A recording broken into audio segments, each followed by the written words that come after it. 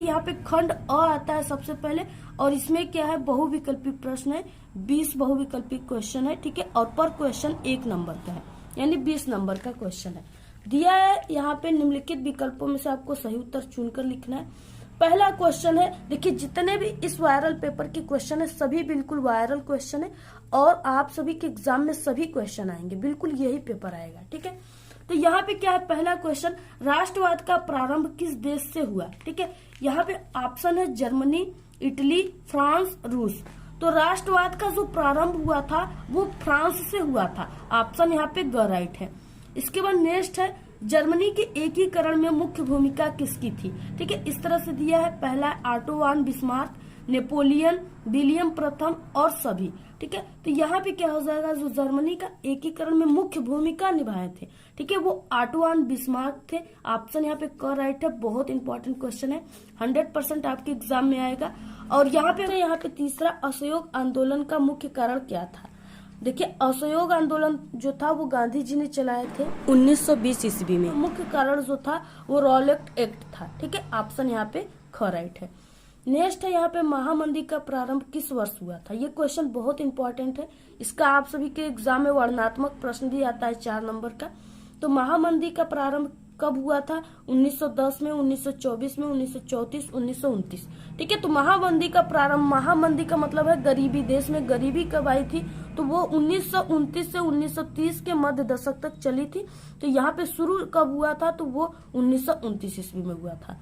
Option यहाँ पे घ राइट। नेक्स्ट क्वेश्चन है 5वां, भारत का सर्वाधिक उपजाऊ मिट्टी है, ठीक है, कौन सी है, जलोढ़ मिट्टी, लाल मिट्टी, लेटेराइट मिट्टी और पर्वतीय मिट्टी। तो सबसे उपजाऊ जो मिट्टी है वो जलोढ़ मिट्टी है, ऑप्शन यहाँ पे क राइट है। इसके बाद नेक्स्ट है, सुंदरवन राष्ट्रीय पार्क किस राज्य में स्थित है, काफी इंपॉर्टेंट क्वेश्चन है। तो सुंदरवन राष्ट्रीय जो पार्क है वो पश्चिम बंगाल में स्थित है, ऑप्शन ख राइट है। टिहरी बांध किस नदी पर बनाया गया है, तो टिहरी जो बांध है वो भागीरथी एवं भिलंगना, ठीक है, भागीरथी एवं भिलंगना नदी पे बनाया गया है, ऑप्शन यहाँ पे ग राइट है। नेक्स्ट क्वेश्चन है 8वां, निम्नलिखित में से कौन सी रबी की फसल है। रबी का मतलब हो गया कि गर्मी की फसल, ठीक है, जून महीने, मई महीने में होने वाले फसल कौन से होते हैं, तो यहाँ पे कौन से होते हैं, वो गेहूं होता है, ऑप्शन ख राइट है, ठीक है। वो गेहूं क्या होता है, गर्मी में होता है। नेक्स्ट है 9वां क्वेश्चन, रानीगंज कोयले के खान स्थित है। रानीगंज जो कोयले का खान है वो कहाँ पे स्थित है, तो बिहार में है, पश्चिम बंगाल में है, उड़ीसा में है, झारखंड में। तो यहाँ पे हो जाएगा ऑप्शन राइट, पश्चिम बंगाल, ऑप्शन ख राइट है, ठीक। नेक्स्ट है, सार्वजनिक वितरण प्रणाली का तात्पर्य है। अब देखिए यहाँ पे जो सार्वजनिक वितरण प्रणाली है इसका क्या अर्थ है, ठीक है, इसे यानी किसे कहते हैं। तो जैसे ये क्या होता है, ये जो गांव में राशन मिलते हैं, सभी जगह राशन मिलते हैं सरकार की तरफ से, ठीक है। तो वो क्या होता है कि दुकान पे जो चावल 25 रुपए किलो हो, ठीक है, 20 रुपए किलो हो, वो आपको सरकार 2 रुपए में, 5 रुपए में, इस तरह से 2 रुपए किलो, 5 रुपए किलो देती है, ठीक है। सभी को मिलता है, जो भी इसके उम्मीदवार है सभी को मिलता है, जो लेना चाहते हैं। तो वो क्या होता है, वो आपको क्या होता है, कम मूल्य में मिलता है। तो यहाँ पे क्या हो जाएगा, सार्वजनिक वितरण प्रणाली का तात्पर्य है आवश्यक वस्तुओं की कम मूल्य पर उपलब्धता, ठीक है, ऑप्शन यहाँ पे घ राइट है। नेक्स्ट है, विदेशी व्यापार किसके मध्य होता है। अब देखिए नाम से क्लियर हो रहा है, विदेशी व्यापार यानी विदेशों से जो होता है, देशों से, विदेश में जो व्यापार होते हैं उसको विदेशी व्यापार कहते हैं। 2 देशों के मध्य होने वाले व्यापार को विदेशी व्यापार कहते हैं। तो क्या हो जाएगा, ऑप्शन क राइट है, 2 देशों के मध्य होने वाले, ठीक है। जैसे भारत और यूरोप के मध्य होने वाले व्यापार, ठीक है, भारत और अमेरिका के मध्य होने वाले व्यापार को क्या कहेंगे, विदेशी व्यापार कहेंगे, क्योंकि वो 2 देश से व्यापार हो रहा है, ठीक है। तो इस तरह से ऑप्शन क राइट है। नेक्स्ट है 12 क्वेश्चन, निम्नलिखित में से कौन सा विषय राज्य सूची में नहीं है। यहाँ पे देखिए पुलिस जो है वो राज्य सूची में है, और इसके बाद क्या है, कृषि जो है ये भी राज्य सूची में है, सिंचाई भी राज्य सूची में है, लेकिन ये जो मुद्रा है ये राज्य सूची में नहीं है, ठीक है। तो यहाँ पे क्या हो जाएगा, ऑप्शन घ राइट है। इसके बाद देखिए नेक्स्ट 13 क्वेश्चन है, भारत में पंचायती राज्य की स्थापना कब हुई थी। तो ये जो पंचायती राज्य की स्थापना हुई थी वो प्रधानमंत्री जो थे जवाहरलाल नेहरू, उनके ही शासन काल में हुआ था, और ये राजस्थान के नागौर जिले के, ठीक है, बगधरी गांव में 2 अक्टूबर 1959 ईस्वी को हुआ था। तो यहाँ पे ऑप्शन कौन सा राइट है, ऑप्शन ख यानी 1959 ईस्वी को। नेक्स्ट है 14 क्वेश्चन, लोकतंत्र के लिए चुनौती है। लोकतंत्र के लिए चुनौती क्या है, भ्रष्ट नेता, ठीक है, ये भी है, अशिक्षित नागरिक, ये भी है, और यहाँ पे सांप्रदायिकता, ठीक है, ये भी है, यानी कि इसमें से क्या है, ये सभी है, ऑप्शन घ राइट है। निम्न में से किसको कृषि क्षेत्रक कहते हैं। अब देखिए कृषि क्षेत्रक में वो आता है जो कि कृषि मजदूर होता है, ठीक है, किसान होते हैं, ये सब क्या होते हैं, कृषि क्षेत्रक में आते हैं, तो इनको प्रथम क्षेत्रक में रखा गया, ऑप्शन क राइट है। बहुत इंपॉर्टेंट क्वेश्चन है ये। नेक्स्ट 16 क्वेश्चन, विश्व व्यापार संगठन की स्थापना निम्नलिखित में से किस वर्ष हुआ। तो विश्व व्यापार जो संगठन की स्थापना हुआ था वो 1995 ईस्वी में हुआ था, ठीक है, वर्ष 1995 राइट आंसर है। नेक्स्ट है एक मार्ग किन वस्तुओं के लिए प्रमाणित चिन्ह है, तो वो किस वस्तुओं के लिए है, खाद्य पदार्थ के लिए है, ठीक है, ऑप्शन ग राइट है। वंदे मातरम गीत के रचयिता कौन है। अब देखिए यहाँ पे ऑप्शन दिया है रविंद्रनाथ टैगोर, सोहनलाल द्विवेदी, ठीक है, बंकिम चंद्र चटर्जी, रामधारी सिंह दिनकर। तो यहाँ पे वंदे जो मातरम गीत के रचयिता है वो बंकिम चंद्र चटर्जी है, ऑप्शन ग राइट है, ठीक है। यहाँ पे आप लोग क्या करोगे, आपको कंफ्यूजन होगा, आप लोग रविंद्रनाथ टैगोर ऑप्शन सही मार दोगे, लेकिन ये गलत है, ठीक है, ये क्या है, बंकिम चंद्र चटर्जी, ऑप्शन ग राइट है। नेक्स्ट है भारतीय राष्ट्रीय कांग्रेस ने पूर्ण स्वराज प्राप्त करने का लक्ष्य कब घोषित किया। ये क्वेश्चन देखिए आप सभी के मानचित्र में भी आएगा और यहाँ पे भी आया हुआ है। तो यहाँ पे भारतीय राष्ट्रीय कांग्रेस ने जब पूर्ण स्वराज प्राप्त करने का लक्ष्य कब घोषित किया था, ठीक है, तो वो यहाँ पे वर्ष 1929 ईस्वी को, कब, वर्ष 1929 ईस्वी, ऑप्शन ख राइट। अगर यहाँ पे ये क्वेश्चन आ जाता भारतीय राष्ट्रीय कांग्रेस की स्थापना कब हुई थी, तो वो 1850 ईस्वी में हुई थी। कब हुई थी, 1850 ईस्वी में, ठीक है, तो यहाँ पे आपको इसको भी याद रखना है। नेक्स्ट निम्नलिखित में से संचार का माध्यम कौन सा है, ठीक है, तो यहाँ पे क्या है, जैसे संचार का माध्यम वो कहते हैं जैसे, ठीक है, एक स्थान पे लोग हैं, दूसरे स्थान पे काफी दूर स्थान पे हैं, तो उनसे किस तरह से वो बात करते हैं, किस माध्यम से करते हैं, तो वो मोबाइल फोन, ठीक है, स्मार्टफोन, यानी उसको दूरदर्शन कहते हैं, ऑप्शन यहाँ पे ग राइट है, ठीक है। दूरदर्शन ही ऐसा यंत्र है, ऐसा चीज है, ठीक है, जिससे हम क्या करते हैं कि एक स्थान से अपने से कई हजार किलोमीटर के लोगों से तुरंत सेकेंडों में हालचाल कर लेते हैं, ठीक है, कोई भी मैसेज भेजना है भेज देते तुरंत, तो वो दूरदर्शन के माध्यम से ही संभव हो पाया है, तो यहाँ पे ऑप्शन ग राइट है। इसके बाद देखिए नेक्स्ट क्वेश्चन आ गया खंड ब, इसमें 50 अंक का क्वेश्चन है, ठीक है, और ये वर्णनात्मक प्रश्न है। यहाँ पे इसका उत्तर आप सभी को 80 शब्दों में देना है। 80 शब्द का मतलब आपको इसका आंसर 2 पेज में देना है, ठीक है। तो यहाँ पे क्या है, आपको क्या करना है, यहाँ पे पहला क्वेश्चन दिया है और ये 4 अंक का क्वेश्चन है, ठीक है, 4 नंबर का क्वेश्चन है। 2 पेज में लिखोगे तो आप लोग को 4 नंबर मिलेगा। तो यहाँ पहला क्वेश्चन है फ्रांस की क्रांति कब शुरू हुई, उसका मुख्य कारण क्या था, ठीक है। यहाँ पे क्या है, 2 क्वेश्चन दिया है। पहले क्वेश्चन अगर आप लोग आंसर लिखोगे तो 2 नंबर, प्लस इसको भी लिखोगे तो 2 नंबर, यानी आपको टोटल 4 नंबर मिलेंगे। तो यहाँ पे देखिए फ्रांस की क्रांति कब शुरू हुई और उसका मुख्य कारण क्या था। तो यहाँ पे देखिए इसका आंसर क्या हो जाएगा, काफी अच्छे तरीके से आपको एग्जाम में लिखना कैसे सब कुछ यहाँ पे हम बता रहे हैं। काफी मेहनत कर रहे हैं इस वीडियो में, तो आप लोग वीडियो को शेयर कीजिएगा सभी दोस्तों में।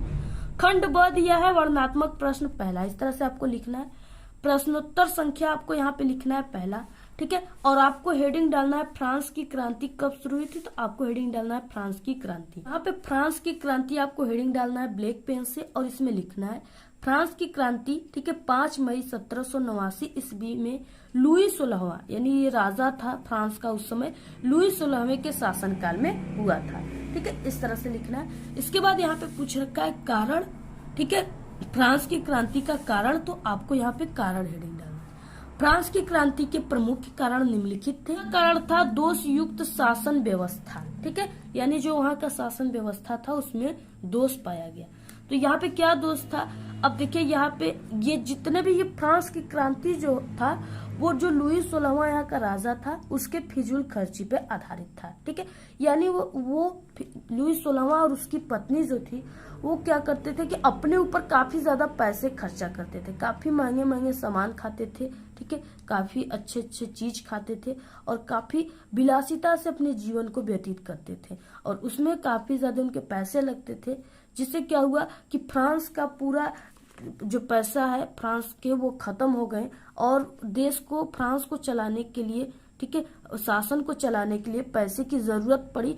तो वो लुई 16वां जो है वो मजदूरों और किसानों पर कर लगाना शुरू कर दिया। कर लगाकर गरीबों पर सोचा कि पैसा कर के माध्यम से पैसे मिल जाएंगे जिससे शासन व्यवस्था अच्छे से चलने लगेगी।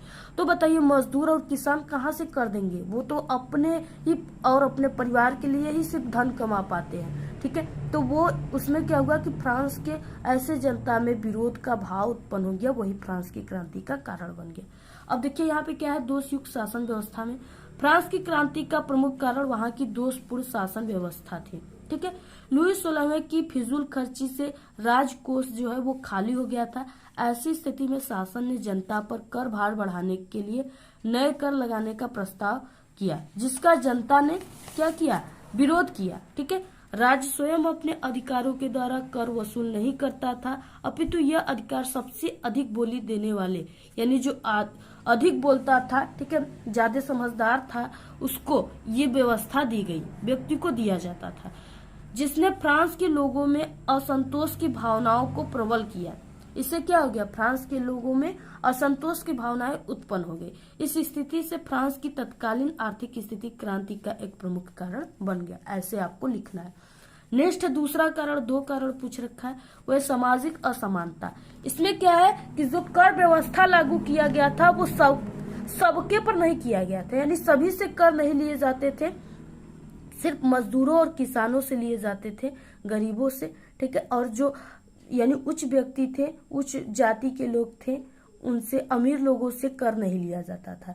तो इससे क्या हुआ कि जो मजदूर और किसान थे उनके अंदर असमानता की भाव उत्पन्न हो गई कि हाँ, यानी यहाँ पे असमानता हो रहा है, सबसे समान रूप से यहाँ पे सबसे कर नहीं लिया जा रहा है, किसी से लिया जा रहा है, किसी से नहीं। ये भी क्रांति का कारण बन गया। आगे देखिए इसमें क्या है, फ्रांस की क्रांति एक महत्वपूर्ण कारण सामाजिक असमानता थी। ठीक है, फ्रांस की क्रांति के समय समाज जो था वो दो वर्गों में विभाजित था। प्रथम वर्ग में कुलीन थे तथा पादरी वर्ग के आता था, जो करों का भुगतान नहीं करते थे, यानी कुलीन और पादरी दोनों कर का भुगतान नहीं करते थे, कर नहीं देते थे।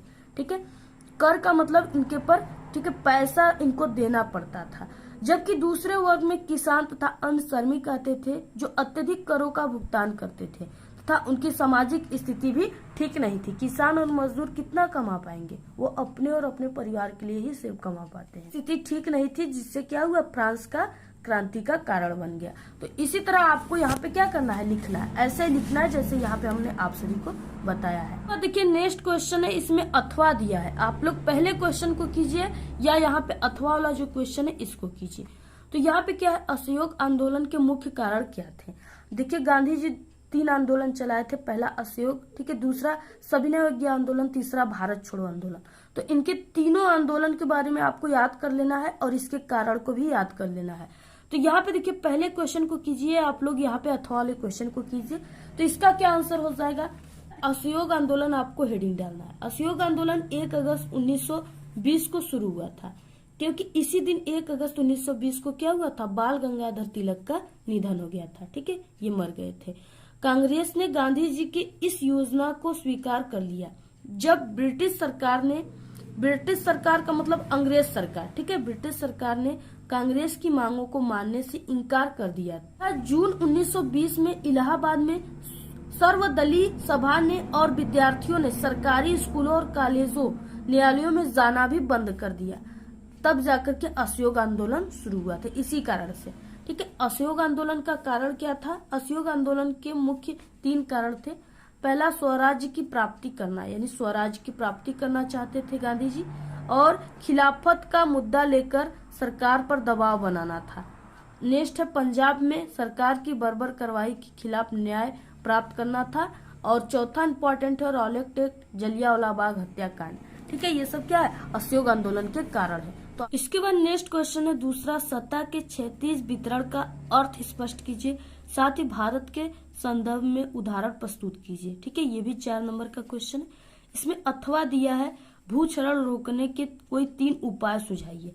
तो ये क्वेश्चन जो है वेरी इंपॉर्टेंट है, हर साल आता भी है आपके एग्जाम में, तो आप लोग इसी का आंसर लिखिए। ठीक है, तो इसका आंसर क्या हो जाएगा, आपको यहाँ पे प्रश्नोत्तर संख्या 3 लिखना है। ठीक, इसमें आपको यहाँ पे लिखना है, देखिए भूक्षरण का मतलब कि मृदा अपरदन, यानी मिट्टियों की जो कटाव होते हैं बाढ़ के पानी से, ठीक है, और भी हवा वगैरह कई तरह से, तो आपको उसको किस तरह से रोकना है जिससे मिट्टियां एक खेत से दूसरे जगह जाकर के न इकट्ठा हो। ठीक है, तो उसके लिए आपको कौन सी उपाय करना है, यही आपको लिखना है। मृदा अपरदन अथवा भूक्षरण को रोकने के लिए निम्न उपाय किए जाते हैं। ठीक है, भूक्षरण को मृदा अपरदन भी कहते हैं। पहला है वन लगाना, यानी वृक्षों को काफी ज्यादा लगाना। ठीक है, वृक्ष में क्या होते हैं, काफी ज्यादा शोर होते हैं जो कि मिट्टियों को जकड़े रहते हैं, इससे मिट्टियां क्या होती है, बहती नहीं है। ठीक, तो यहाँ पे वृक्षों की जड़ें मिट्टी के कणों को आपस में जकड़े रहती हैं, जिससे मिट्टी का कटाव रुक जाता है। तो वन लगाकर मिट्टी के भूक्षरण को रोका जा सकता है। नेक्स्ट है दूसरा, घास लगाना। घास में भी कई शोर होते हैं, वो भी क्या करती है, मिट्टियों को रोकी रहती है। तो यहाँ पे घास की जड़ें भी मिट्टी के कणों को आपस में बांधे रहती है तथा मिट्टी बहने से रोकती है। नेक्स्ट है खेतों में मेड़बंदी करना। खेतों में क्या होते हैं, आप लोग देखेंगे कि मेड़बंदी होता है, मेड़ होता है। ठीक है, जिसके माध्यम से आप लोग मेड़ों पर से चलकर भी अपने खेतों में जाते हो। उस मेड़ों पर कोई कोई दाल का भी लगा देता है, जैसे अरहर वगैरह लगा देता है। ठीक है, तो यहाँ पे वही है कि खेतों में मेड़बंदी करना, खेतों के चारों ओर मेड़बंदी कर भी मिट्टी के कटाव को रोका जा सकता है। चौथा, सीढ़ी नुमा खेत बनाना। सीढ़ी नुमा खेत पहाड़ी ढलानों पर बनाकर भी मिट्टी के कटाव को रोका जा सकता है। इस तरह से आपको लिखना है। इसके बाद यहाँ पे नेक्स्ट क्वेश्चन है तीसरा, कृषि की 3 समस्याओं का उल्लेख कीजिए। ये भी 4 नंबर का क्वेश्चन है। तो यहाँ पे देखिए कृषि के 3 समस्या क्या थे। उत्तर में क्या हो जाएगा, भारतीय कृषि के 3 समस्याएं इस प्रकार है। ठीक है, ये समस्या है। पहला है उर्वरकों और रासायनिक खाद का प्रयोग न करने के कारण भूमि की उत्पादकता कम तथा फसल उत्पादन भी कम होती है। यानी देखिए जो भारतीय किसान है वो क्या है, वो उतने अमीर नहीं है। ठीक है, बहुत गरीब होते हैं भारतीय किसान, उनके पास इतने पैसे नहीं होते हैं कि वो अपने खेतों में अपने फसलों को अच्छे उर्वरक, ठीक है, अच्छी खाद, यूरिया, ज्यादा से ज्यादा डाई, ये सब डाले और अच्छी क्वालिटी के दवा के छिड़काव करे, जिससे उनका जो फसल है वो काफी अच्छा हो, ताजा हरा भरा हो और काफी जल्दी से बड़ा हो। ठीक है, तो ये क्या है, ये यानी कि यहाँ पे कृषि उनका क्या होता है, उत्पादकता कम तथा फसल उत्पादन भी कम होता है। यानी जो अगर वो ठीक है 100 बीज बोएंगे तो उसमें से सिर्फ उनका 50 बीज का ही पौधा बनेगा, बाकी 50 बीज उनके खराब हो जाते हैं, उत्पादकता कम हो जाती है। इससे क्या होता है, फसल उत्पादन भी कम होता है। तो पहला यही कारण है भारतीय किसानों की, वो है कि भारतीय कृषि प्राय मानसून वर्षा, मृदा की प्राकृतिक उर्वरता, ठीक है, तथा अन्य पर्यावरणीय तत्वों पर निर्भर करती है। यहाँ पे क्या है कि जो भारतीय किसान है उनके पास अच्छे पानी की व्यवस्था नहीं होती है। ठीक है, सबमर्सिबल वगैरह नहीं होता है, तो वो जो गर्मी के फसल को लगाते हैं उसमें वो क्या करते हैं, भगवान पे निर्भर होते हैं। उसमें गर्मी में तो वो ज्यादातर किसान जो होते हैं जिनके पास पानी की व्यवस्था नहीं, वो फसल को लगाते ही नहीं है। ठीक है, बारिश के मौसम में ही लगाते हैं। अगर भगवान पे वो पूरी तरीके से भगवान पे निर्भर होते हैं, अगर भगवान अच्छे से पानी बरस जाए तो उनकी फसल अच्छे से हो जाती है, अगर नहीं बरसेंगे तो फसल उनकी क्या हो जाएगी, सूख जाएगी। तो वो क्या करते हैं, पूरी तरीके से मानसून पे निर्भर रहते हैं और वो मृदा की प्रकृति और उर्वरता पर निर्भर होते हैं। कहाँ की मिट्टी अच्छी है, थोड़ा सा उसमें उर्वरता जो है वो काफी अधिक है, इस पर वो निर्भर होते हैं, क्योंकि उनके पास उर्वरक और दवाइयों के लिए इतना पैसा नहीं होता है। ठीक, तो इस तरह से है। दूसरा, तीसरा क्या है, भारत के किसान का जीवन स्तर निम्न होने के कारण ये लोग आधुनिक कृषि नहीं कर सकते। अब देखिए जैसे क्या है कि भारतीय जो किसान है वो काफी गरीब है, वो इतना सिर्फ कमाते हैं जितना वो अपने और अपने परिवार की पूरी अच्छे तरीके से खर्च चला सके। तो क्या है कि भारतीय कृषि में क्या है कि उनको जैसे खेतों की कई प्रकार से जुताई होती है, ठीक है, 3-4 प्रकार से जुताई होने के बाद तब जाके कोई पौधा लगता है। जैसे पहला जुताई हो गया, मट्टी की पलटाव जिसे कहते हैं, उसके बाद रोटावेटर वगैरह होता है। तो किसान जो होते हैं भारत के, वो सिर्फ जुताई, मट्टी की पलटाव, जो खेत जोतना होता है, सिर्फ उसी को जोत करके वो अपने फसलों को लगा देते हैं, जिससे उनकी फसल अच्छे तरीके से नहीं चल सकती है। और क्या है कि अभी कहीं कहीं आपको भारत में अभी भी प्राकृतिक कल्चर देखने को मिलेगी, यानी बैलों से खेतों को जोता जाता है यहाँ पे, ठीक है। ज्यादातर जो किसान हैं उनके पास ट्रैक्टर भी नहीं है, तो वो अपने बैलों से ही अपने खेतों की जुताई करते हैं। इससे क्या होता है, भारत की जो कृषि है वो काफी पिछड़ी है अभी, यानी यहाँ पे किसानों की जो जीवन है वो काफी निम्न है, काफी गरीब यहाँ के किसान है। इससे वो आधुनिक चीजों का यूज करके अपनी खेती को बढ़ावा नहीं दे पा रहे हैं, ठीक। इस तरह से इनके कृषि उपकरण भी पुरानी प्रकृति के हैं, वही जो जितने भी, यानी अब इस समय जल छिड़काव के भी अच्छे अच्छे उपकरण आ गए हैं, जो कि भारत के किसानों के पास, सभी किसानों के पास नहीं है, कुछ किसान के पास है। ये लोग धन कमाने के लिए कृषि नहीं करते, बल्कि अपने और अपने परिवार की उदर पूर्ति, यानी जो उनके परिवार की और अपने परिवार की वो आवश्यकता की पूर्ति के लिए कृषि करते हैं, ठीक है। इतना ही सिर्फ वो कृषि कर सकते हैं। तो ये है भारतीय कृषि के 3 समस्याएं, इसी तरह से आपको लिखना है। इसके बाद इसमें नेक्स्ट है अथवा क्वेश्चन है, उपभोक्ता संरक्षण अधिनियम 1986 की प्रमुख विशेषता आपको लिखना है, ठीक है। तो आपको हमने पहले क्वेश्चन का आंसर बताया, आप लोग इसी को ही लिखिएगा। नेक्स्ट है यहाँ पे भारतीय कृषि पर वैश्वीकरण के प्रभावों की संक्षिप्त आप सभी को व्याख्या करना है, ठीक है। और अथवा दिया है राष्ट्रीय व्यापार तथा अंतर्राष्ट्रीय व्यापार में अंतर, तो ये काफी इंपॉर्टेंट है, आप लोग इसी को कीजिए। तो आपको अंतर किस तरह से लिखना है एग्जाम में, जिससे आपको पूरे के पूरे 4 नंबर मिलेंगे। तो यहाँ पे आपको कैसे लिखना है, प्रश्नोत्तर संख्या 4 इस तरह से। अथवा वाला क्वेश्चन आप लोग कर रहे हो तो यहाँ पे अथवा लिख सकते हो, नहीं भी लिख सकते हो, लिखेंगे तो काफी बेटर रहेगा। उत्तर में राष्ट्रीय व्यापार तथा अंतर्राष्ट्रीय व्यापार में निम्नलिखित अंतर है, इस तरह से आपको लिखना है। एक तरफ आपको राष्ट्रीय व्यापार, दूसरी तरफ आपको अंतर्राष्ट्रीय व्यापार हेडिंग डालना है। यहाँ में राष्ट्रीय व्यापार में पहला हो जाएगा, इस प्रकार का व्यापार जो होता है वो देश के अंदर ही होता है। राष्ट्रीय व्यापार क्या होता है, देश के अंदर होता है, जैसे राज्यों के बीच में व्यापार। और जो अंतर्राष्ट्रीय व्यापार है ये क्या होता है, इस प्रकार का व्यापार 2 देशों के बीच होता है, यानी अगर भारत और अमेरिका के बीच व्यापार होगा तो उसको अंतर्राष्ट्रीय व्यापार कहते हैं, ठीक है। और यहाँ पे देखिए राष्ट्रीय व्यापार में क्या हो जाएगा, राज्यों के बीच, यानी उत्तर प्रदेश से व्यापार कहाँ पे हो रहा है, जैसे कोई भी हो रहा है, पंजाब हो रहा है, इस तरह से। तो क्या है कि ये राष्ट्रीय व्यापार है, और अंतर्राष्ट्रीय व्यापार में 2 देशों के बीच होता है। दूसरा है, इसके अंतर्गत अतिरिक्त उत्पादन एक प्रदेश से दूसरे प्रदेश को भेजा जाता है, ठीक, प्रदेश में भेजा जाता है। इसमें क्या है, इसके अंतर्गत उत्पादन जो है एक देश से दूसरे देश में भेजा जाता है, ऐसे तो आपको लिखना है, काफी सरल होता है अंतर लिखना। यह प्रादेशिक असंतुलन को मिटाता है, यह देशों के मध्य असंतुलन को मिटाता है, इस तरह। यहाँ पे राष्ट्रीय व्यापार में क्या हो जाएगा, पंजाब और हरियाणा अपने अतिरिक्त गेहूं को अन्य राज्यों में भेजते हैं, यह राष्ट्रीय व्यापार का उदाहरण है, ठीक है। पंजाब और हरियाणा में क्या होता है, गेहूं अधिक होता है, तो अपने से अतिरिक्त वो अन्य राज्यों में भेजते हैं, उसी को राष्ट्रीय व्यापार कहते हैं। और भारत अपना अतिरिक्त लौह अयस्क, जो लौह अयस्क है वो भारत कहाँ पे भेजता है, जापान को भेजता है, यह अंतर्राष्ट्रीय व्यापार का उदाहरण है। तो आपको 4 नंबर का दिया है, तो आपको 4 अंतर लिखना है, तभी आपको टोटल 4 नंबर मिलेंगे। 6 नंबर वाले क्वेश्चन आ गए, वर्णनात्मक प्रश्न 2, जिसका आंसर आप सभी को 150 शब्दों में लिखना है। इसका मतलब आपको 4 पेज में इसका आंसर लिखना है। पहला क्वेश्चन दिया है यहाँ पे, यूरोप में राष्ट्रवाद के उदय में जर्मनी, ठीक है, एवं इटली के एकीकरण का योगदान बताइए। आपको जर्मनी और इटली के एकीकरण का योगदान बताना है, ये 6 नंबर का क्वेश्चन है। तो इसका आंसर आपको किस तरह से लिखना है, यूरोप में राष्ट्रीयता की भावना के विकास के कारण यूरोपीय राज्यों का एकीकरण हुआ, इसके कारण कई बड़े तथा छोटे राष्ट्रों का उदय हो गया। जब एकीकरण हुआ तो उसमें से क्या हुए, कई बड़े और छोटे जो राष्ट्र थे वो अलग हुए, ठीक है, उनका पहचान हुआ, यानी उनका उदय हुआ। दूसरा है, यह यूरोपीय राष्ट्रवाद का परिणाम था कि 19वीं शताब्दी के अंतिम उत्तरार्ध में संकीर्ण राष्ट्रवाद का जन्म हुआ। संकीर्ण राष्ट्रवाद के कारण प्रत्येक राष्ट्र की जनता और शासक के लिए उनका राष्ट्र ही सब कुछ हो गया।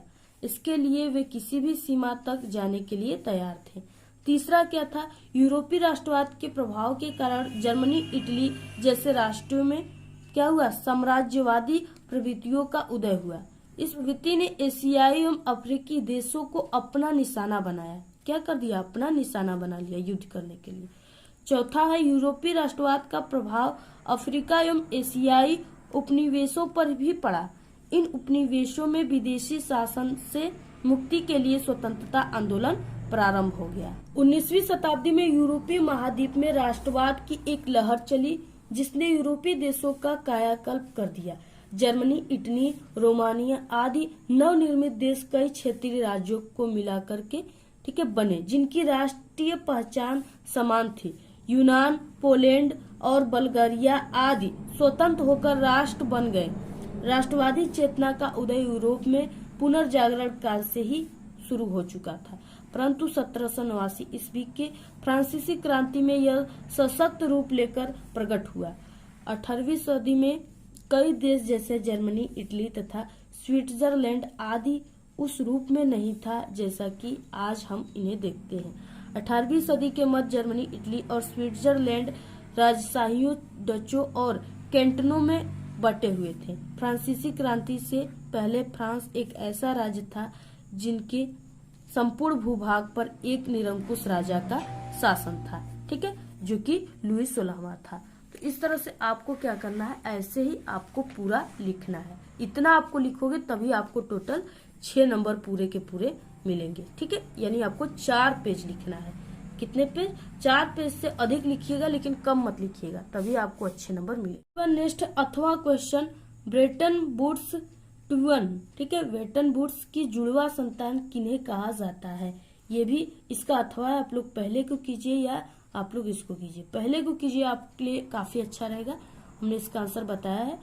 इसके बाद नेक्स्ट है 6वां, भारत में स्थानीय स्वशासन के किन्हीं 3 गुणों एवं समस्याओं का उल्लेख करना है, ठीक है। तो इसका आंसर आप सभी को हम नेक्स्ट वीडियो में बताएंगे और पहले भी बता चुके हैं। अगर आप लोग नहीं देखे हो तो प्लेलिस्ट में क्लास 10 सामाजिक विज्ञान के जाकर देख सकते हो। नेक्स्ट है यहाँ पे अथवा है, सामाजिक विभाजन किस तरह से राजनीति को प्रभावित करते हैं। 2 उदाहरण आप लोग इसका तैयार कर लीजिए। नेक्स्ट है 7वां, संसाधन का अर्थ लिखिए, ठीक है। ये क्वेश्चन का आंसर हम बता चुके हैं, चैनल पे है। एक संसाधन के रूप में भूमि का उपयोग किन उद्देश्यों के लिए किया जाता है, व्याख्या कीजिए, ठीक है। तो इसका आंसर भी हम नेक्स्ट वीडियो में आपको बता देंगे। 6 नंबर का क्वेश्चन है। अथवा भारत में पाई जाने वाली मुख्य फसलों पर एक लेख लिखना है। भारत में पाई जाने वाली जैसे चावल, गेहूं, गन्ना, ये सब भारत में पाई जाने वाली फसल है, उसी पर आपको लिखना है। काफी सरल है, आप लोग लिख सकते हो। नेक्स्ट है इसमें 8वां क्वेश्चन, प्राथमिक एवं द्वितीयक क्षेत्रों की विशेषताओं की विवेचना करना। ये काफी इंपॉर्टेंट क्वेश्चन है, आप लोग इसको तैयार कर लीजिए।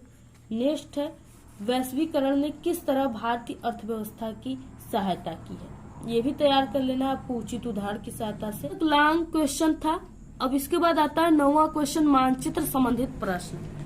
आपको यहाँ पे किस तरह से करना है, कह दिया है निम्नलिखित स्थानों को भारत के रेखा मानचित्रों में आपको चिन्ह के द्वारा दर्शाना है। सही उत्तर और सही अंकन के लिए आप सभी को क्या मिलेगा, आधा प्लस आधा, यानी 1 नंबर यहाँ पे मिलेगा। उत्तर आप लोग सही लिखोगे तो आधा नंबर, और आपको मानचित्र मिलेगा उसमें अच्छे से आप लोग सही से दर्शाओगे इस मानचित्र में तो आधा नंबर, फिर से 1 नंबर आपको मिलेगा। पहला क्वेश्चन क्या है, वह स्थान जहां अंग्रेजों ने अपनी पहली राजधानी बनाई, ठीक है। तो आपको कॉपी में लिखना है प्रश्नोत्तर 9 का उत्तर, और उसमें क डालकर आपको लिखना है कोलकाता, यानी कोलकाता में अंग्रेजों ने अपना प्रथम राजधानी बनाए थे। तो कोलकाता कहाँ पे है, तो इस भारत के मानचित्र में कोलकाता यहाँ पे है, ठीक है। आपको इस तरह से यहाँ पे शो करना है, पेंसिल से आपको यहाँ पे भरना है। नेक्स्ट है वह स्थान जहाँ चौरी चौरा कांड हुआ। अब देखिए चौरी चौरा कांड कहाँ पे हुआ था, तो वो गोरखपुर में हुआ था। गोरखपुर कहाँ पे है, तो इसमें गोरखपुर जो है यहाँ पे है, लखनऊ और इलाहाबाद के बीच में गोरखपुर है, ठीक। तो यहाँ पे आपको शो करना है। नेक्स्ट है क्वेश्चन, वह स्थान जहाँ प्रसिद्ध स्वर्ण मंदिर स्थित है। तो स्वर्ण मंदिर कहाँ पे स्थित है, वो अमृतसर में है। अमृतसर पंजाब में पड़ता है, तो अमृतसर यहाँ पे है। भारत के मानचित्र में अमृतसर कहाँ पे, यहाँ पे, तो आपको अमृतसर लिखना है। इसको आपको कॉपी में भी लिखना है इसका आंसर, ठीक। इसके बाद नेक्स्ट है यहाँ पे वह स्थान जहां आनंद भवन स्थित है। आनंद भवन कहाँ पे स्थित है? इलाहाबाद में, ठीक है, जिसका नया नाम प्रयागराज हो गया है। तो इलाहाबाद यहाँ पे स्थित है, तो यहाँ पे आपको क्या करना है? शो करना है। नेक्स्ट है वह स्थान जहां भारतीय राष्ट्रीय कांग्रेस का प्रथम अधिवेशन हुआ था। तो प्रथम अधिवेशन जो भारतीय राष्ट्रीय कांग्रेस थे उनका कहाँ पे हुआ था? मुंबई में हुआ था। और मुंबई कहाँ है? मुंबई यहाँ पे है, ठीक है, गुजरात के आसपास में ये मुंबई है, अहमदाबाद और गुजरात के आसपास में। तो यहाँ पे ये मुंबई है। इस तरह से आपको यहाँ पे शो करना है।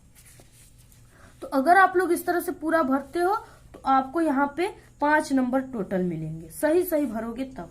इसके बाद ये आपको नहीं करना है, ठीक है, ये सिर्फ उन्हीं को करना है जिसको कम दिखाई देता है। इसके बाद आपको ख करना है, ये भी 5 नंबर का है। यहाँ पे क्या है? आपको यहाँ पे दर्शाना है मानचित्र में नागार्जुन सागर बांध। आपको यहाँ पे जो चिन्ह है इस चिन्ह के माध्यम से ही मानचित्र में दर्शाना है, ठीक है। तो आपको यहाँ पे इस चिन्ह से दर्शाना है नागार्जुन सागर बांध कहाँ पे स्थित है। तो यहाँ पे देखिए नागार्जुन सागर बांध जो है वो यहाँ पे स्थित है मानचित्र में। तो आपको इस तरह से चिन्ह बनाकर दर्शाना है। ऐसे यहाँ पे चिन्ह बनाना है और यहाँ पे आप लोग कहीं पर भी जगह मिले यहाँ पे लिख दीजिए। इसके बाद इसमें नेक्स्ट है बॉक्साइट उत्पादन का एक क्षेत्र। आपको यहाँ पे जो प्लस प्लस का चिन्ह है इसके द्वारा दर्शाना है, ठीक है। तो बॉक्साइट उत्पादन का एक क्षेत्र जो है वो उड़ीसा है। और उड़ीसा कहाँ पे है? तो यहाँ पे है मानचित्र में उड़ीसा। तो आपको इस तरह से शो करना है, ठीक है, चिन्ह के द्वारा हमने ऐसे देखा है। नेक्स्ट है हैदराबाद नगर चिन्ह के द्वारा आपको दर्शाना है। तो हैदराबाद कहाँ पे? ये चेन्नई के आसपास में है। तो इस तरह से आपको यहाँ पे शो करना है, ठीक है। यहाँ पे चिन्ह जो है इस तरह से है वृत्त का। तो यहाँ पे आपको ऐसे दिखाना है। ब्रह्मपुत्र नदी आपको इस चिन्ह के द्वारा दर्शाना है। तो ब्रह्मपुत्र नदी यहाँ पे है। आपको इस तरह से सिंबल बनाकर यहाँ पे ब्रह्मपुत्र नदी लिखना है। नेक्स्ट क्वेश्चन है कपास उत्पादन का एक क्षेत्र आपको दर्शाना है, ठीक है, कपास उत्पादन का एक क्षेत्र। तो कपास उत्पादन का जो एक क्षेत्र है वो गुजरात है। गुजरात में वस्त्र का निर्माण ज्यादा होता है क्योंकि वहां पे कपास अधिक होता है, ठीक है। तो अहमदाबाद और गुजरात में, यानी आपको इस तरह से इस सिंबल से शो करना है। ऐसे आपको क्या करना है? पूरा मानचित्र भरना है। यहाँ पे आपको अनुक्रमांक रहेगा लिखने के लिए, लिखना है कक्षा 10 पेपर कोड आपको लिखना है। जो ऊपर था 824 डिजिट, तो आपको उसको लिखना है। ऐसे ही आपको लिखना है, ठीक है। अलग से भी हमने मानचित्र भरने का वीडियो बनाया है ट्रिक से, तो अगर आप लोग नहीं देखे हो तो उसको भी आप लोग देखकर